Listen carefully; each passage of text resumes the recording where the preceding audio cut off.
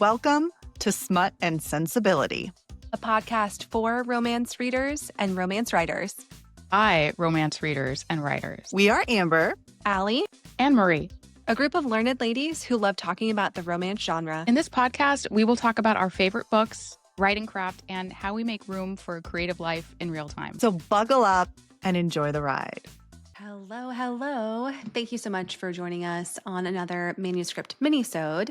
Today, you're going to hear a bit more about Marie's work in progress. This will be the last episode where we will be focusing on one project, and then the following episodes will have more of a status update and roundtable / workshopping format, we think. We have some fun ideas and are looking forward to being experimental. So if you have anything that you would love to see or anything you'd love to hear about, definitely let us know. We're open to lots of different options. And I did also want to say again, thank you so much for our podcast. It's definitely been wonderful finding community on the big, scary internet. It is definitely a labor of love for three millennials who are just trying to keep up with technology, if I'm being honest.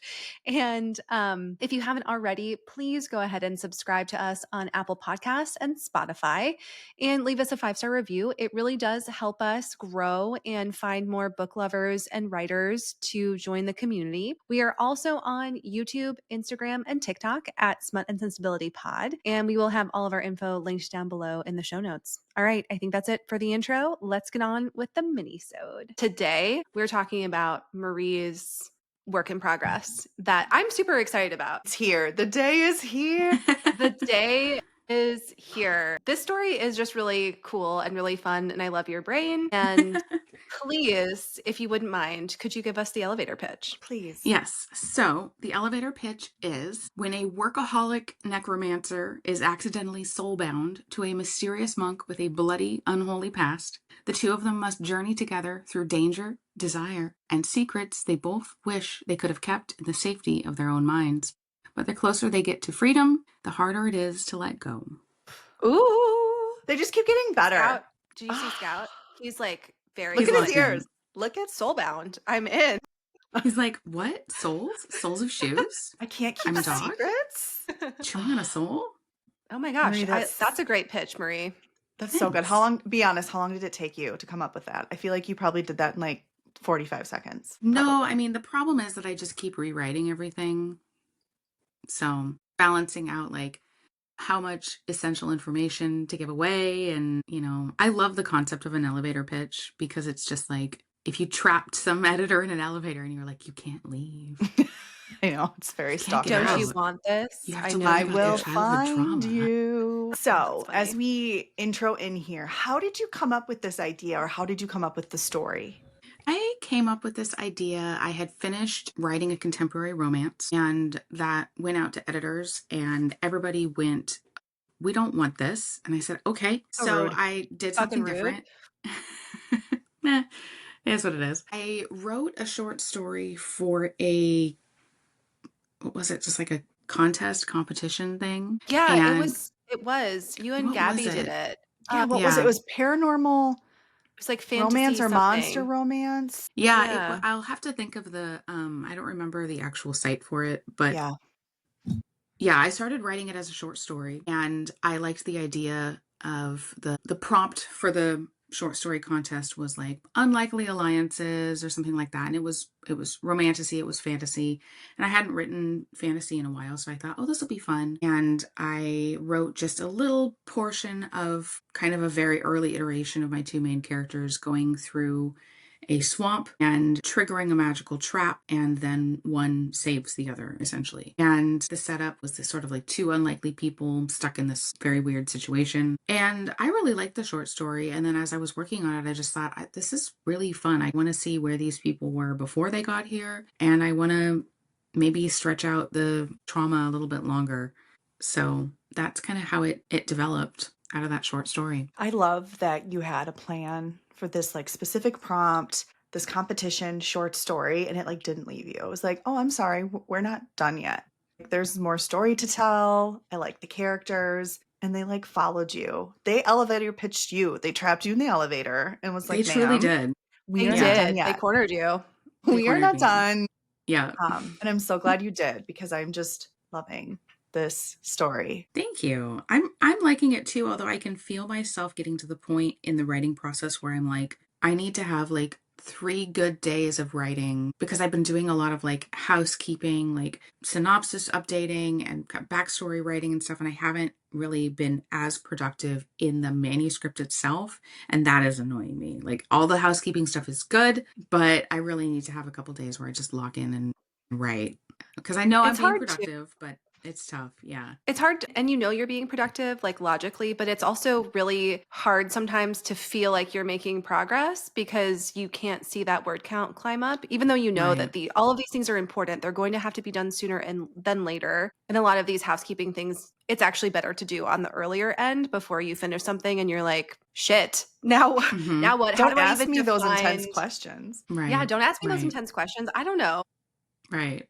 But it is, I validate that because that's very hard to Yeah. not be in your story. And also it There's just, you feel like you need to get some creativity happening too, because Yeah. it's just a different feeling. Yeah.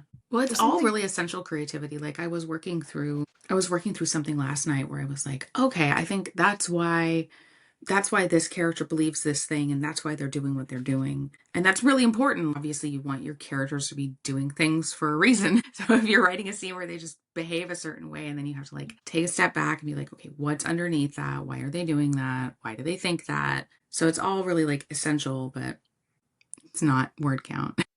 there's something And I want word count. psychological about the word count, even Yeah. if you feel like they're trashy words, you're like, I wrote 1,200 words today. Yeah, It's exactly. just, it's that addiction Yeah. to that, And I've set that a word pretty count. lofty goal for myself where I want to have draft one finished by November 1st. And that's kind of insane. I don't know if I'll hit that, but yeah. So I'm looking at it and I have my little like day tracker and like words per day. And I'm like, okay, I actually need to do this. But hopefully, You're like, you amazing. spend all the time front loading. If you do like the character work and then you come back and like, then the work that you write is actually going to be like useful. Whereas sometimes I think if I just start with an abstract concept, like, I've definitely started projects before where I'm just like, oh, this is a fun setup, I'm going to do this. And then you get to like, 15,000 words into it or less. And you're like, I can't sustain this because I don't know who these people are. Like, that's the real problem. So Yeah. you Yeah. can't see how they're going to change if you don't know why they were in the way they are in the first place. I was describing it to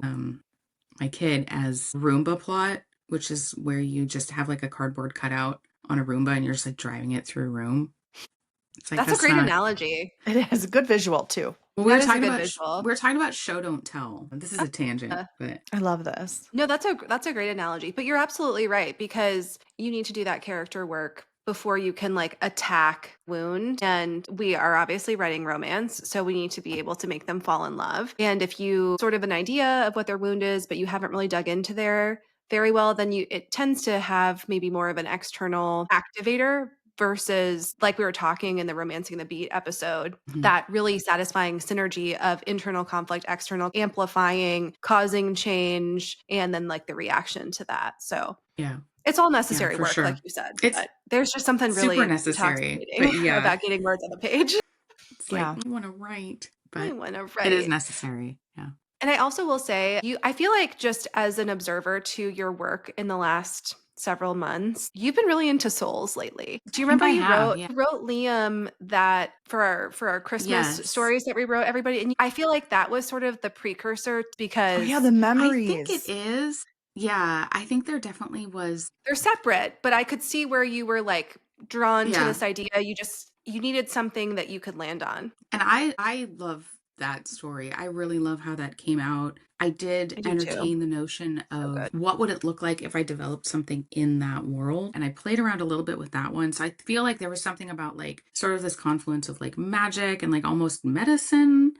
Although you are my expert witness on that. I just make shit up. Like the bone goes in the bone hole. Like, I don't know how Well, Allie's human our bodies resident work. doctor expert, so she gets the messages of like, I want a concussion. Would this Yeah. sound good? Or can I want you, them to bleed yeah, out. but not die, but be dire? but What would I do? where would they go after that? Yeah, what would Yeah. happen?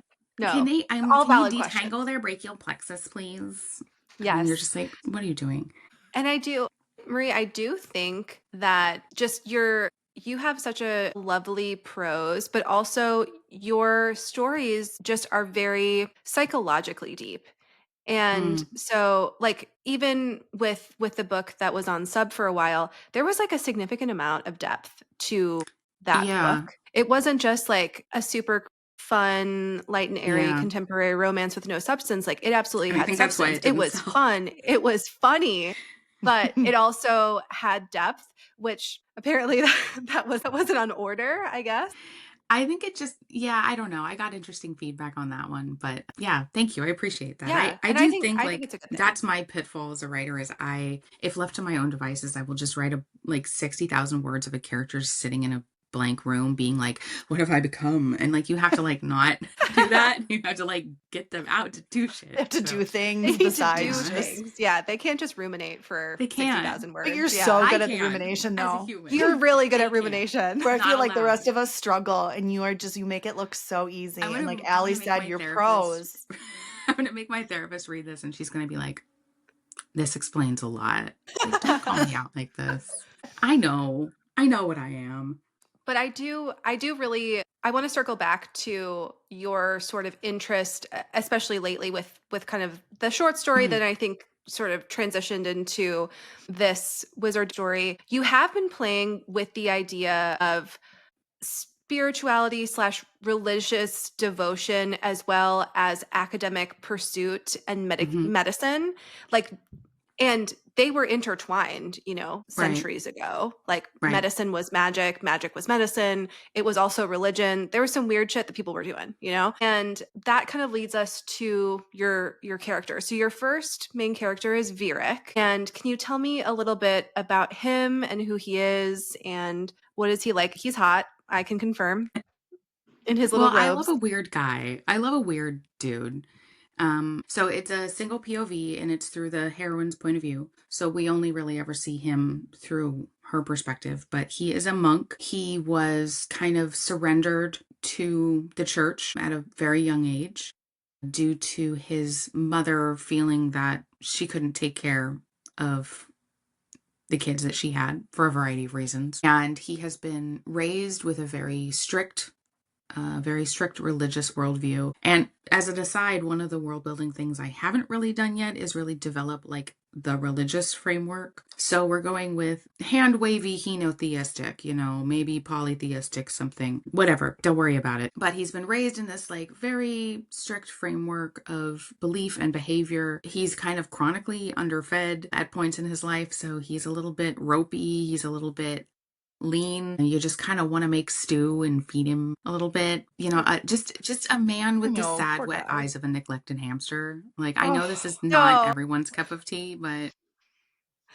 it's like the little glassy eye emoji, like, yeah, I like more but porridge, please. he's had to balance out kind of what he's been raised to be, the worldview he holds. When we meet him at the story, he is at this kind of crisis point in his life, in his faith. And then I think speaking back to like, why do the characters do what they do? What do they believe about themselves? The way that human nature is that we're going to rationalize everything. We're going to try to adjust ourselves to whatever circumstance we're on until we can't. And so I think for both of these people, when you first meet them, they have been trying to rationalize and adjust themselves to increasingly more difficult situations until they can't. And the until they can't moment is that's how you know where to start your book, because that's where you start the book, where the story starts. Expert writing advice. Tune in for more. that's what we're But here yeah, for. when we meet him, Here all he's day. at this, where's the book start? Where the story starts. That's all you need to know. That's all Good you need to luck. know. Figure it out. Don't worry about it. Just start writing. But yeah, so we meet him. He's very controlled. He's very composed. He holds himself back a lot. And he also is someone who is very weighed down by kind of who he was as a younger man. So he's someone who is seeking purpose. He's someone who's seeking atonement. And he also is moving from, I wouldn't say passive, but I would say more like reactive to a more active role. And for him, that looks like developing a little bit of selfishness, which is tough for him. So I like him a lot. He's quite interesting to write just because he's kind of God, I don't even know how to explain this. Yeah, he has a very focused temperament. And as soon as that focus really goes to her, he's in it. Like, he's in it. So He's he's locked pursuing in. her emotionally with like the singular devotion that he would as a monk. Like Because that's that's what all he he's good at. knows. That's all He he was knows. raised from, Yeah. right? Like that's Yes. what it takes for religious piety, right? Like from a Yeah. young Yeah. age, it's all he's known and it's 100%. And then we get to see the shift from his religious beliefs to her. And I just can't wait for it Yeah. to get. I think he almost, like, I don't want to say like he makes her his religion. Not quite, but yeah, it's definitely, he's at a point where he's like, he's been raised to be one particular thing and he's never felt quite content in it. And now that there's this other opportunity, he's like, I could do that. And we love I a could be that pining person. man, Yeah. right? Like when he's I just, do. I do too. Like let's just And get I him on think his that knees for he's her, maybe, you know? Maybe. Who Wink, can wink. say? Who can who know? could say? Who could say? There's time. I think the fact that he is a religious person in a religious order also just really amplifies his ability to pursue your heroine with like it's like the devotion and the worship is like a religious act. Hmm. And I like that is part of his character and part of his Hmm. future in the story as well. Yeah. Hopefully, if Speaking I of could pull it her, off. you are pulling it off, That's the not can. goal. You That's the are. You goal. already We're are. trying. We're You're trying doing our it. best here. Speaking of her, can you tell us about Talia? Like her background? Because it's from her point of view, so we Yes. know a little bit more of her internal workings, but give us the goods. I pitch her as sort of a perpetual grad student, workaholic, necromancer. She is the oldest of a big family that's from a vaguely northern location, so colder, snow, logging town, trees. And she has been holding herself apart from people, not making connections with people. Her problem is kind of, separate is safe, alone is controllable. Which, relatable. And write what you know, they say. So I write a wounded antisocial. I don't know where Anyway, she gets it. where'd she get that from? That's weird. I don't know. I must have ordered that. No, Talia is interesting. She is a student at this university. She's pursuing like multiple higher degrees, and she's studying essentially the intersection between magic and living beings and magic and non-living beings. And she's very focused on her studies. She kind of left her family behind due to some kind of early childhood trauma.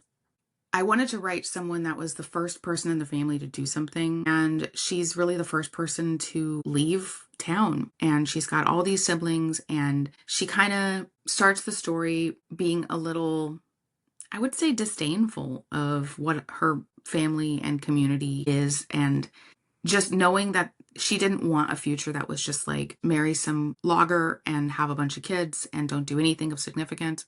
But there's nothing wrong with that. I'm not making a statement here. But for her, she looks at it as a point of, if I could do something and I don't do something, what does that make me? Like, if I could contribute, if I have the ability to do it and I have the education to do it and I don't do it, that makes me a monster. So she's holds people at arm's length. She obviously does not want this soul bond for a variety of plot related reasons. There's a timing reason that she doesn't want it, can't have it, isn't going to work with her plans. And the two of them have to set out to figure out a way to get this soul bond severed. And I think the soul bond is almost a character in and of itself, because it's this magical connection between their souls, but it gives them kind of a glimpse into each other's minds. It starts off as they're both really resisting it, and the more time they spend together, the more intense it becomes and the more fluid it becomes. They communicate with each other kind of telepathically, I guess. And in the beginning, it starts off as just sort of impressions and feelings and images. And then the more time they spend together, it is full sentences. And I just thought that was so interesting too, of just like, if you did have someone who could completely understand you, how terrifying that would be, but also how wonderful. So it would be hard to let that go. And it is for both of them. For sure. Talk about extremes. Like you said, it would be nice on one hand, but scary. It would nothing in the middle. It would just be extremes on both ends. Like Right. so vulnerable. You can't hide anything if you wanted to. Right. Once they get good enough or that bond Yeah. is there. So Yeah. And In the world too, I've sort of written soul bonds as like, this is a world where magic exists and a lot of it is studied kind of like science is studied. There's a lot we don't know. Everybody at every point in time has thought, oh good, we know everything about it, and they're all wrong. I've definitely put in a library that burned down, because shout out to the Library of Alexandria, real ones, never forget. R.I.P. I still mourn, but and that's part of the tension between kind of the church and the university, of who should have the knowledge and what should we know about the natural and unnatural world, and should we know about these things, or should we just let go and let God. Very, but the soul bond, appropriate. Like there's some modern day illusions. I mean, I can't imagine why I would have chosen a So story weird. where a religious organization with a lot of power would want to suppress information about medicine. I'm drawing a complete fucking It's so blank weird. here. It's so Who would- weird. who would And I do feel that? like it's the So first weird. time It's really any like of it's us a have new heard thought this. no one has ever had ever before. No, It's never definitely happened not. before. So well done, me. Not affecting our daily lives at Not at all. all. It's No? deeply unrelated. Yep. Not inspired by life. But with the soul bond, it is, so yeah, we live in a world where we live in a society. We live in a world where magic is real, and people will have some sort of inborn natural magic ability as a kid, but it could be something as simple as they can always find water. Because fun fact about me, my grandfather was a water witch, and he could find water with a straightened wire coat hanger with a burnout light bulb tied at the end. So No way. Shoot, floor drop for another cool. day. Yeah, he's a water witch. He can How also are we put just his learning seal about behind his this? head, but that was unrelated to finding water. Wow. Yeah, and he was an alcoholic, so he's dead now, whatever. But Balance. edit that out later. He's a a weird balance polymath, there. multi-passionate. Yeah, he's an interesting guy. I don't think I ever met him, actually. But I think my dad could find water too, but he tried it once and it was in our backyard. Can you find water? Have we I tried can yet? find With tea. That's my special power. I did want to circle back a little bit to the the world to building? the world building. How do you? Sorry, Yeah, focus. we got to get Lock on in. track. Yes, we are. My episode. It's like, fuck you, Amber. Sit the back Maleficent. and enjoy it. It's gonna have like a 20-minute drum solo. He But sounds yeah, great. so in this world, my idea is that most people are born with some level of like small inborn magic. And it could be something really, really simple. Like they can find water or they can untie knots. And what made me think of that is, how like babies are always taking their socks off no matter how much you duct tape them on. Don't duct tape the socks on. That was a joke. For legal reasons, that was a joke. One duct tape socks. We on don't. there, That is not babies. recommended by We do not give medical or legal advice on No. this podcast. But anyways, It's all and if it's sort of professional. but yes, people have these small inborn magics. You can develop it, but if you don't use it, you lose it. And so magic is real, but with regards to the soul bond is kind of like it's like the equivalent of like love at first sight. Like it could happen in our world. We all know somebody who is like, oh my gosh, they dated their high school sweetheart and they married and like that. It's sort of that. But we also know like 35 other people that didn't have that experience, dated for a while, second or third marriage, like all these other wonderful versions of love and relationships. But in the universe, the soul bond is like everybody knows somebody whose cousin, like, and they were at a dance and they got a soul bond. But there also are like a couple, like there probably was some political alliance in history that had to be terminated, like didn't work because one of the parties soul bonded with like the footmen or something, like, so it has happened. It can happen, but it's very rare and it's unusual, but it's not like an impossible. That's how I conceived of that. So it's very like Central to the world somebody who building knows was the soul somebody. bond. Yeah, but it's a deep intimacy and an intimacy in every sense of the word, because the deeper they get into it, the more they can read each other and the more that they expose certain things about each other's past, which means that Talia has a lot of assumptions about who Vieric is as a person, just because she's not particularly religious. She's a little antagonistic to the concept, and she discovers that he kind of is too, and he has a lot in his past that he isn't very happy about and tries and ultimately fails to keep under wraps, but they really become richer. And I think that's what makes this more like, this is a romance. It's a fantasy. It has adventure elements, but with no disrespect to fantasy stories that do this, it's not about kings and empires. It's about these two morons in this particular situation and how they deal with it. So that was something that I felt was really important. It's just writing about these two people focusing on their story. Mm-hmm. Speaking of your two morons and how this soul bond connects and it gets so deep and kind of exposing their underbellies, would you say that is where you're having a lot of the conflict and the struggles between the two that's propelling them forward? Or what Mm. is the main conflict struggle that you've been finding with these characters? I think the main conflict for them is Talia has short-term and long-term goals that both require her to not have her soul bound to anyone. So she's got something that she's been planning on doing in about a week, and this throws it all out the window. And it's not just an academic goal for her. It's not just like, "Oh, I can't do my thesis now," but it's a major problem. It's a major problem for the working of the magic itself. And it is deeply personal, the work that she's doing. She isn't just doing it to present information. She's doing it because this is potentially really vital information that could help a lot of people and also relates back to her trauma she experienced as a child. So, having this hard stop on it where we have to figure this out, we have to get rid of this so that I can do this really important work. And really, the conflict is shit, oh fuck, oh no, I don't want this. This is nice, but I don't want this. This is really nice, but I can't want this. Yeah. This is the best thing, and I can't have it. I think I took the no way beat and I just sort of stretched it as long And as just tortured possible. them. And like, you're going to torture us in the best ways. And I Yeah. just can't wait for the sweet torture. I don't And know what I that think says about with me, but fear, I'm like, ready. you're ready. Sign You're me ready up. for torture. I mean, a little torture is fun as a treat. I mean, Put them yeah. in situations. Hey, We kink make it corner worse. right there. We do. We make it worse. And you're making it worse. That's my That's job. right. My job is to make it worse.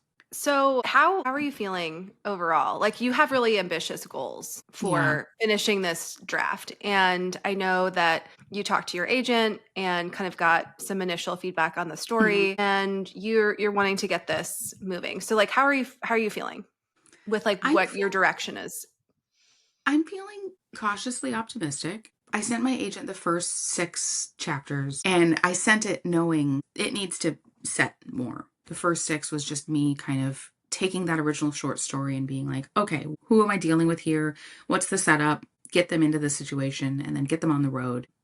She had some good feedback, but it wasn't very detailed because she was like, can I just see like what you're going to do with it? And I had mentioned, I know that I need to like, there's no world building in here. They are at a town in a place at a time with people, and Doing isn't things. that great for them? And just all those details about like, where is she studying? Like, so I've done a lot of work to develop like, here's the university and here's the degree, here's the domains, I guess the colleges within the university, and here's the things you can study. So I've done a lot of that background supporting work, and I feel good about it. And her goal initially, like her no way reason was much more like internal, like I can't do this. This isn't for me.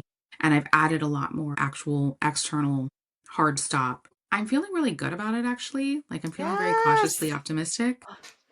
I don't think it's And cautious. I think you should feel optimistic. well, I think it's cautious just because of the timing. Yeah, Like for your deadline. I have this vision of finishing it, having it like spiral bound at, I was going to say Kinko's, but Kinko's doesn't exist anymore. Do you guys have Kinko's out there? I think it was like it's like FedEx Kinko's, It's but they might FedEx have office now, but they might have I'm a just dropped the millennial. Kinko's. Yeah, we are showing our millennials. ages. Like, Yeah. what's I'm Kinko's? old. I should Yeah. have regular colonoscopies. But yeah, just having it printed and bound at like a FedEx office and then showing up to the retreat with like 6 highlighters Obsessed. and like going through Obsessed and with being this like, vibe. that's the vision I have for myself. Because I want to sit in that. If it's in the house, I think it's in. Is it in the same one? I believe It's so. in the mansion, yeah. It's in the Oh, hell yeah. mansion. I have this Historic And St. it's gonna Paul. be I'm manifesting. I'm going to be in the sunroom and I'm going to have the notebook and I'm just going to read it and be like, oh God. you're gonna have the But I still leaves. You're have gonna it. have the late Yes. autumn sun coming through the window. Oh my God. We're Perfect. gonna have so We'll much make sure to tea. take I'm bringing lots. a lot of tea. Oh, Please same. do. Please do. Yeah. Yeah. I need that. That is definitely essential. But like legitimately, I feel confident about it, and maybe it's delusional, but I also feel like when I lock in to writing, I tend to write pretty quickly as long as I know what I'm doing. So I'm at the point where I'm doing a lot of behind the scenes work. And I think once that switches back over, You'll be cooking. I'll just sort of sit down and be like, right, okay, this is the story. So Speaking of the who story, knows? last Maybe I'll get question. hit by a train and none of this will happen. And Marie, I don't stop know. that. Marie, Always goes oh my macabre. God. Stop. I know, I'm We sorry. love you and you're not I going can't anywhere. be what I am. Support group Marie. again and again. You're not going anywhere. And we're going to end on this last question. Going to Do you have a Minnesota. favorite line or like scene that sticks out in your head, or that even if it's a future one, like just give us a little Ooh. like nugget of something that can be a quick little teaser? Love. I mean, it's me, so it's going to be something horny. No, Yes. that's not fair. I think I like their first time together.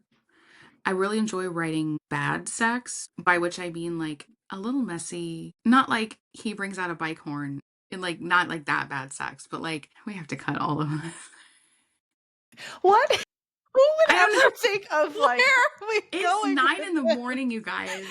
I'm Do not we just mentally well. signpost like kink I don't corner think this is again? getting Like, cut, my Marie. I'm gosh. sorry, but this is Please. the authentic Do it for people want. me. Here is the Please. picture of the bike horn that we are going to Yeah. insert at the noise. I love reading Or a wooga. awkward sex scenes. Awooga. Because an important part of this is that both of these characters have no experience. Like Talia has Yeah. personal hands-on experience, but Varric doesn't really, like, he's Okay. grown up in like a church boys home. Like they did not celibate, allow that. right? I Yeah, totally. really don't know why you didn't include the fact that he is a virgin hero. He is in fact a virgin. He Yes, like they that. both We are. way to bury the fucking lead because Yeah, like that is such these a are good virgin trope. heroes and Virgin heroines. hero. We love a virgin Yes. hero. And I love like an older, like that's the other thing too, is that both the characters are definitely like much closer to 40 than your typical sort of fantasy romance breeding pair. Yeah, not 19 going on 508. Yeah. Right, exactly. Yeah. But yeah, I think there's scene, I like their first time together scene because it happens the night before they're going to have the soul bond cut. So this sense of like, this is as much as we're ever going to have. We can't ever have this again. And that's very bittersweet. And then there's a scene that I'm excited to write coming up where they are intimate without touching each other because they can't touch each other again, or they're going to reactivate the soul bond once it's cut. Yeah, they definitely do feel the deeper the bond gets, the harder it is for them to detangle it, because it's sort of like, how could anybody have this and get rid of it? Like, how could anybody do that and walk away from it? And I love it. they can't. Spoiler just- alert. They do end Stay up together. tuned for more updates as we do. I mean, maybe Manuscript one of them Minutes. dies. Maybe both of them die. Maybe rocks fall and everyone dies. But Marie, probably stop killing everybody most this of morning. those things won't happen. Stop it. Stop killing everyone. She's a necromancer. It's fine. Yeah, Okay, fine. all Well, we right. know we're gonna get All a happily right. ever after. So you will have to fix it if you kill them. I will if fix you it. break I it, you buy it promise. and you fix I'm- it. If you I'm break an it, you edgelord, buy but it. I'm not That's mean. right. Yeah. Well, thank you so much for sharing with us your baby, being vulnerable. We're so excited. I can't wait to hear more. And then, yeah, for everyone listening, stay tuned. The next few manuscript minutes, we'll each just give a little sneak peek at what happened that week and how our writing went. But for these first few, we wanted you to really, if you want to listen into that segment, dive into what our stories are so you kind of are in the know as we move along. Prologue, if you will. A prologue, if you will. So thanks for being here for our prologue. Thanks again for listening to this installment of Manuscript Minisode. So to recap, we have Amber, who is working on a small town hockey romance, aka Adult Mighty Ducks. I am working on a spy thriller / rom-com for fans of the Americans. And Marie is working on a wizard soulbond story filled with devotion, adventure, and cozy fantastical vibes that she just talked about today. And we would love to know what you're working on as well. Or if you aren't working on anything, have you ever thought of writing a novel? Because I think a lot of people have. You can find us on YouTube, TikTok, and Instagram at Smut and Sensibility Pod. And please drop us a like and a subscribe. We would so appreciate it. And stay smutty and go forth in pursuit of your happily ever after. Bye.